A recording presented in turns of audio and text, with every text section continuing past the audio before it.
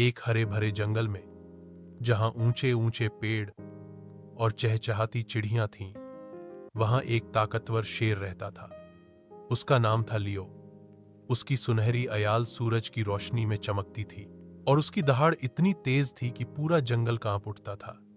सब जानवर उसे जंगल का राजा मानते थे, लेकिन राजा होते हुए भी लियो अकेला महसूस करता था।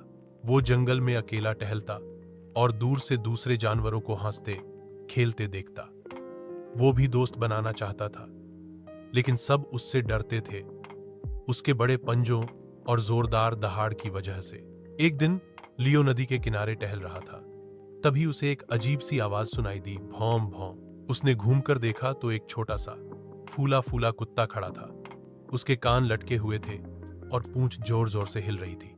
नमस्ते, कुत्ता बोला। मैं मैक्स हूं। तुम कौन हो? लियो हैरान रह गया। मैं लियो हूं, इस जंगल का राजा। मैक्स मुस्कुराया। तुम तो डरावने नहीं लगते, तुम तो अच्छे लगते हो। क्या तुम मेरे दोस्त बनोगे? लियो की आंखें चमक उठी। तुम मुझसे नहीं डरते? मैक्स ने पूंछ हिलाते हुए कहा। बिल्कुल नहीं, असली दोस्ती डर से नहीं होती। बस फिर क्या था? उस दिन से लियो और मैक्स अच्छे दोस्त बन गए।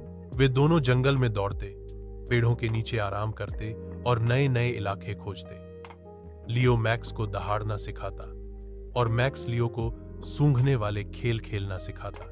एक दिन अचानक आसमान में काले बादल छा गए।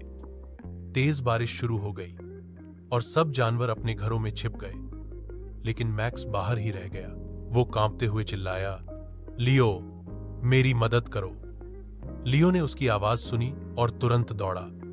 उसने मैक्स को एक झाड़ी के नीचे भीगते हुए देखा।